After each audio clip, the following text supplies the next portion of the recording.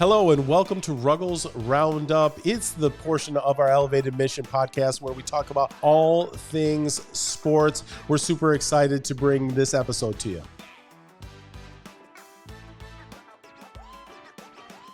Hey guys, we are going to do our reaction to, the legend Mel Kiper Jr.'s top 10 picks for this year's draft. This is our reaction video. And Ian, are we going to start off with pick J? Is that where we're starting off? No, we'll start with the top of the draft. Okay. That's the first one to come off the board. I don't think that he had any trades in this mock, if I'm not mistaken. So no trades. Yeah. So Chicago Bears. I think if they're not going to trade out, it's pretty obvious who they're going to pick. Caleb Williams, most talented quarterback off on the board, and it's impossible for that number one pick to not be Caleb Williams. Maybe you could talk yourself into Drake May, but that would be crazy. I think it's Caleb Williams for sure. Yeah, I don't think anyone's arguing this. Well, I guess Jim Harbaugh, is he saying that J.J. McCarthy's going to be the number one quarterback pick? But no, I think everybody is thinking Caleb Williams comes off the board at this spot. Whether the Bears did trade out of it or not, I think everyone's expecting Caleb Williams to be the first player taken. Oh, absolutely. I think this is where we start to get into more of the interesting conversation, and that's Washington Commanders, as they don't take Drake May, who they've been widely projected. They're not taking Marvin Harrison Jr., which has been projected many times as well. Mel Kiper has him taking Jaden Daniels, the LSU Heisman winner. Yeah, interesting pick here. You got a new coaching staff coming in there in Washington, so things are changing up. What is the player that they're looking for? Who do they want? Sometimes it's fit more than it is on, okay, is this guy got the better arm strength? Is he faster? Is he strong? All those kinds of things, leadership qualities. No, he's just our guy. Like, he fits with what we want to do. It's a toss-up to us who's the better player, but this guy fits more with what we want to do. So, you know what? I don't have a big argument with this with Mel Kiper. I mean, the North Carolina quarterbacks that have come out in recent years, I don't know that it's a full predictor what we see at North Carolina to what's going to happen at the NFL level. So I like an SEC guy, much more usually pro ready. We get a taste of what they can do in the NFL more in the SEC, than we're going to get in the ACC. So I don't hate the pick, but we're just going to have to see. I mean, I think I would take either Drake May or Marvin Harrison Jr. over Jaden Daniels from what I've watched, but I do think that Jaden Daniels brings you a certain element that none of the other quarterbacks, even Caleb Williams, doesn't bring to you, and that is the ability to run the football at an elite level. And so I think you can have Jaden, if you want your quarterback to be a part of your run game, then Jaden Daniels is a great pickup for you for the Washington Commanders. If not, I just don't see this working out. So that's kind of my caveat on that pick, is that if he's going to be a part of the run game, great for the Commanders. If not, then I'm going to be questioning that pick for a while. I would love to actually see Marvin Harrison Jr. go at this pick, just because I think he's super talented, a really great player, and I think how he could change the dynamic on that offense, because they've already got a lot of really good talent there, I think, with the Commanders offensively, and I think that one little tweak coming into that offense could really help things out and could really move them in a positive direction. But you know what? Quarterbacks go early and often in the NFL draft. Yeah, and that's how it continues, as he has the New England Patriots in the third overall pick, picking Drake May, the North Carolina QB. I think that's an obvious pick for the Patriots at that point. I think their argument is Jaden Daniels or Drake May. I don't think they believe in either Mac Jones or their other quarterback. And so I think it's going to be one of those two guys being taken by the Patriots. Yeah, I don't think Zappy or Mack will be taking snaps next year behind center unless whoever they get out of the draft or whoever they trade for, if they somehow don't get the quarterback they want out of the draft, gets hurt. That's the only way that those guys are wearing a Patriots helmet and taking a snap. So, yeah, I think if this is the way that the draft goes down, then I think that probably Drake May would come off here for the Patriots because I think they're definitely going to go quarterback. I would be interested to see what kind of calls the Patriots get, though, if Drake May slip to the 3rd overall pick. Because I think everyone's very confident that the Commanders want a QB, that Chicago wants, or whoever's at that 1st overall pick wants a QB. New England is one of those teams that they don't value any position. At least that's what they have been for the whole entire Bill Belichick regime. And so, do they trade out of that pick? Do they let someone overpay for a Drake May? Maybe. It might be a savvy move by that front office, but I think Drake May is the right pick.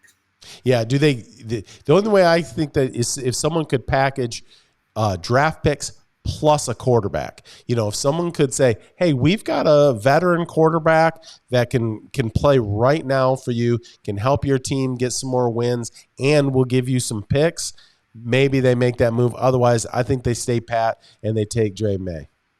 Bears trade back and then trade back into the top 3 with the New England Patriots.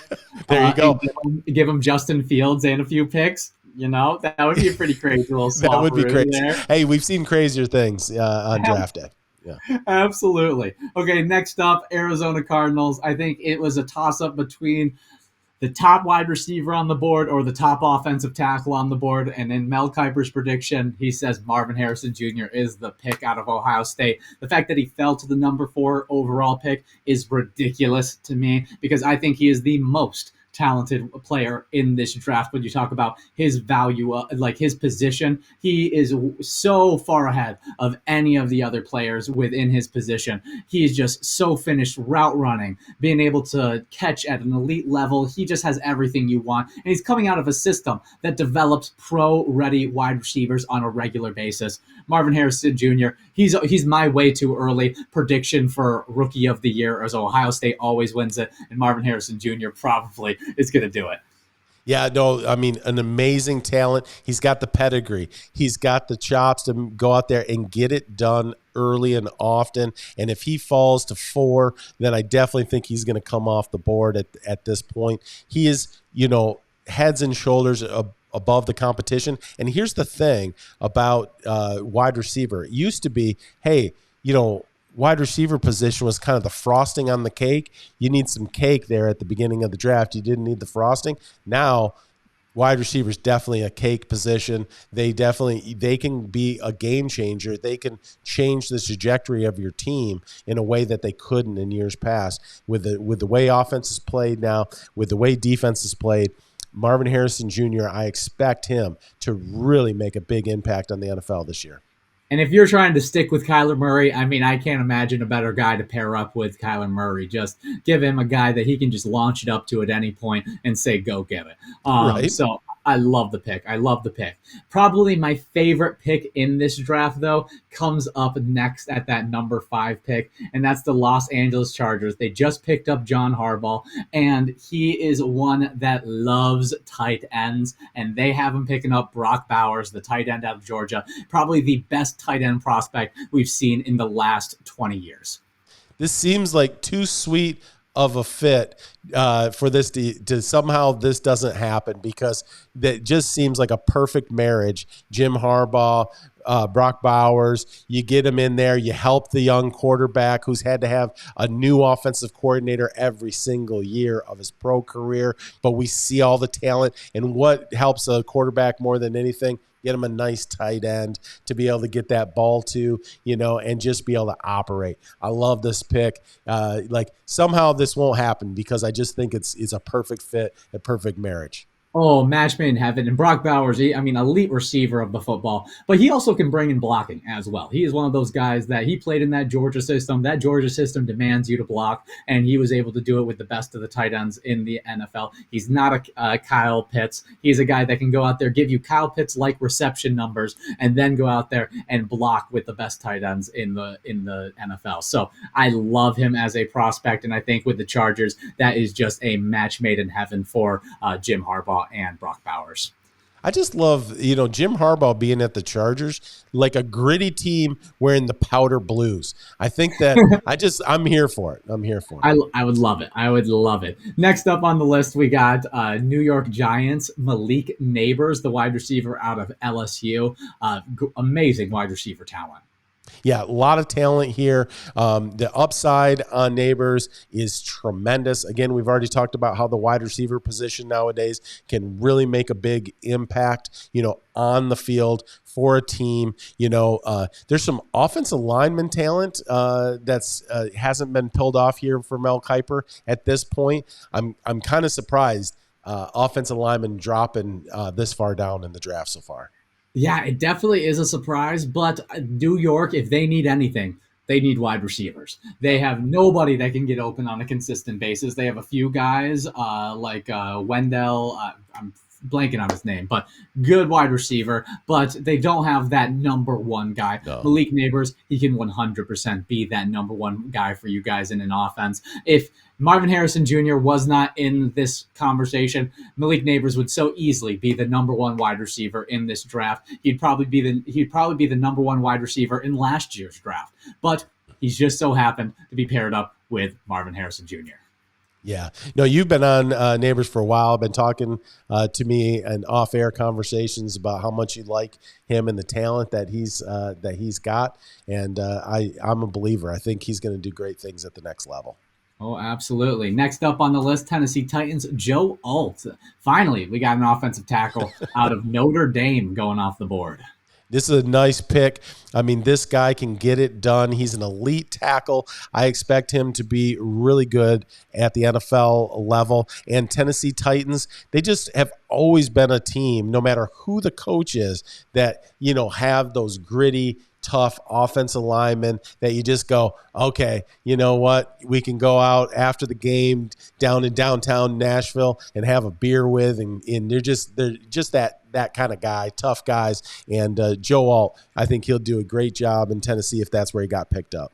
Oh, I mean, getting the number one tackle in the draft at that spot is a ridiculous steal. And so I'm very much a big fan of this pickup for the Titans, especially when you want to protect your young new quarterback, Will Levis. And that's what you want to do. What do young quarterbacks make the mistake of? Holding on to the ball too long. The people that can rectify that is your offensive tackles. And so Joe Alt going there, I love the fit. Yeah, that's a great pick. At the next slot here, we got the Atlanta Falcons picking up Dallas Turner, outside linebacker out of Alabama. One thing is you can be sure of is in the morning the sun's going to rise, and you can pick up a nice linebacker out of Alabama in the draft every year. Yeah, that is such a steal. Again, because of so much wide receiver and QB talent within this draft, guys are going to be getting steals in this 7 to 12 picks. I think a lot of good talent is going to be right there. And Dallas Turner being the first defender off the board is crazy. But going to the Atlanta Falcons, I think, is a great fit for them. I think he's going to be a staple in that defense and can get after the quarterback consistently with the best of them. I mean, it's an Alabama edge rusher. How much more can you explain it? Yeah, you don't have to say much. They just put out dudes. So I love that pick for the Falcons. Falcons, I feel like, have a lot of places of need, but if he's sitting there at this point in the draft, you got to take him. Absolutely. Next up on the list, the Chicago Bears, Rome Odunze, wide receiver out of Washington. This guy could easily be better than Malik Neighbors. I mean, you're talking about he has more size, he has better deep ball capabilities, but just isn't the savant in the route running that Malik Neighbors is. And so I lean more Malik Neighbors because I really like route running, but Rome Odunze brings everything you need in a number one option in the NFL game. Yeah. No, great player. Got great production out there in Washington. He had a ton of targets, so he's got a lot of high-level playing experience coming into the NFL, and you look to see great things out of him. And if the Bears can pick up, a wide receiver to pair with a brand new quarterback, this is a nice pickup. You got two guys that maybe can have a little bit of a career together as they develop themselves in the NFL. And you talk about a really good pairing, DJ Moore and Rome Odunze. You got the guy that can go out there and get the deep route, take the ceiling off in Rome Odunze, and then you got a guy that can go and work over the middle, that savant route runner, I was talking about. And then it also just takes pressure off Rome Odunze to be that number one guy, as he's not going to get that number one coverage. It's going to be DJ Moore who's going to get that number one cornerback. And so it just makes life easy for Rome Odunze. Plus, if they're picking up Caleb Williams, it's going to be fun. So I like that pickup. I do think that there are some defensive and offensive needs outside of the wide receiver position that they need to pick up, but I'm not upset by the pick at all. No, you could kind of do what's happened like with the Cincinnati Bengals. You get a young quarterback with a young wide receiver, and they can kind of grow together. I mean, they were one step close that they were both at the same school, so like they had so much comfort with one another. But I think this could be a nice fit if this is what went down for the Bears, where you got just two young talents on the same side of the ball, intricately linked, linking their careers, and really could be a special combination. I mean, passing the football in Chicago has always been a little bit of a mystery for the Bears franchise. Even when they were at their best, they're more of a running team than a passing team. I'd be really interested to see, the Bears with a high-powered passing game, there in the Windy City. Yeah, they didn't even have a good pass attack when they had Brandon Marshall and Alshon Jeffrey. So I don't know what's going to make a good pass attack for that Chicago Bears team. But I am a bit of a Chicago Bears hater, so I'm sorry for any of those. We're here for all the bad Bears stuff. Yeah. Oh, absolutely. With good old Jay Cutler smoking his cigarette out on the sideline. No. But it's I think it's a good fit. Rome Odunze to Chicago Bears, not bad at all. I think another one Chicago Bears will be looking at, but I think is an even better fit with the New York Jets is Oluhu Fashanu. Sorry if I mispronounced that. Offensive tackle out of Penn State. He is probably the best pass protector in this draft. Has some question marks in the run game, but I mean, the dude can pass block with the best of them. Well, in the NFL today, right, when you lean more that way is more important than that. They got to get Aaron Rodgers some protection, especially as he's coming off the Achilles surgery and all the things that are there. I know he was able to go out there and practice this last year, at the end of the season, which seems almost like a miracle. With an Achilles injury like that, but I still don't imagine he's going to have the mobility that he had in years past. He's a little older. He's got the injury, so you're going to want great pass protection. This would be a great fit for the Jets. So Aaron Rodgers is not running for his life. We'll see if they make that move, but love this young man out of Penn State, really quality offensive lineman. Oh yeah, I think once you get a good little view of his tape, I think you're gonna fall in love with this guy. I mean, he is what you like to call a dancing bear. He is a guy that has sweet feet and does it at 6'6", 325 pounds. I mean, he is a monster. So I love him as an offensive tackle. I think that a lot of people put Joe Alt right ahead of him, but I would argue that Fashanu might be my number one tackle.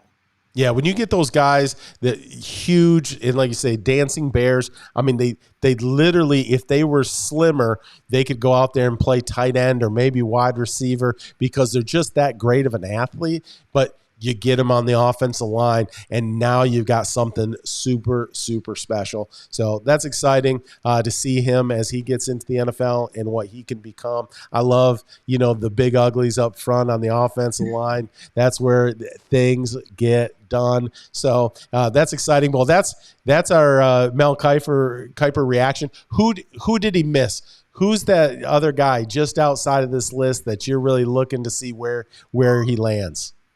Ooh, I think it goes. It's funny enough because there's a lot of defensive players that got left off this list. We only had one defensive player come off the list in this one, so there's a whole slew of defensive players I could probably throw in there. But the guys that I'm actually going to be talking about are the QBs. I think that you're going to be looking at maybe Michael Penix Jr. slipping into that top 10, and I think also you got to look at JJ McCarthy maybe slipping into that top 10, just because everybody wants that quarterback, and I wouldn't be surprised if either of those guys go out in that top 10 pick.